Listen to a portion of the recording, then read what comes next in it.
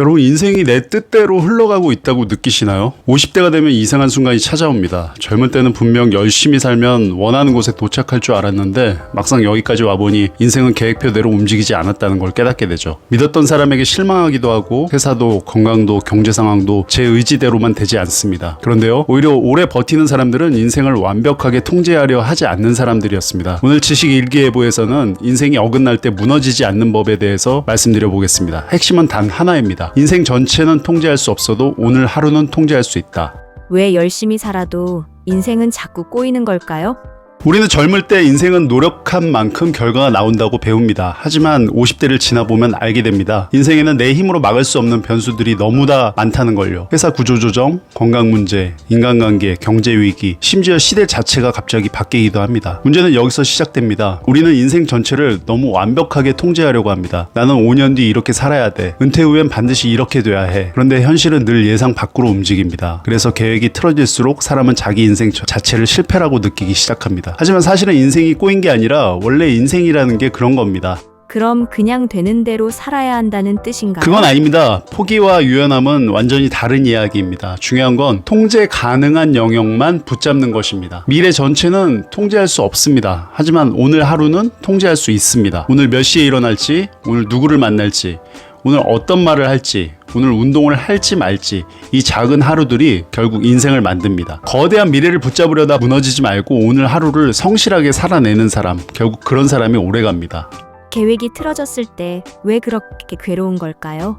우리는 무의식적으로 내 인생은 계획대로 흘러가야 정상이다 라고 믿고 있기 때문입니다. 하지만 현실은 늘 빈틈투성입니다. 그래서 저는 인생 계획은 에멘탈 치즈처럼 세워야 한다고 생각합니다. 치즈를 보면 구멍이 숭숭 뚫려 있죠. 우리 계획도 그래야 합니다. 변수가 생길 자리, 실패할 자리, 쉬어갈 자리, 그 빈틈이 있어야 사람이 부러지지 않습니다. 완벽주의는 멋있어 보이지만 실제로는 사람을 가장 빨리 지치게 만듭니다. 삶이 꼬였을 때 마음을 붙잡는 방법이 있을까요? 그럴 때 필요한 말이 있습니다. 바로 그럼에도 불구하고. 상황은 꼬일 수 있습니다. 사람에게 상처받을 수도 있습니다. 노후가 불안할 수도 있습니다. 그럼에도 불구하고 오늘 내가 할 수 있는 걸 하는 것, 그게 삶을 버티게 만드는 힘입니다. 거창한 의지가 아닙니다. 오늘 하루만 무너지지 말자, 그 마음으로 버티는 사람들이 결국 인생 끝에서 가장 단단해집니다. 왜 50대가 되면 불안이 더 커질까요? 이 나이쯤 되면 앞으로 남은 시간이 보이기 시작하기 때문입니다. 건강도 걱정되고 경제력도 불안하고 은퇴 이후도 막막합니다. 특히 남자들은 평생 버텨야 한다는 압박 속에서 살아왔기 때문에 불안을 쉽게 말하지 못합니다. 그런데 중요한 건 불안 자체가 문제가 아니라는 겁니다. 오히려 불안은 내가 아직 살아있다는 증거입니다. 미래가 완전히 끝난 사람은 불안하지 않습니다. 불안하다는 건 아직 가능성이 남아있다는 뜻입니다.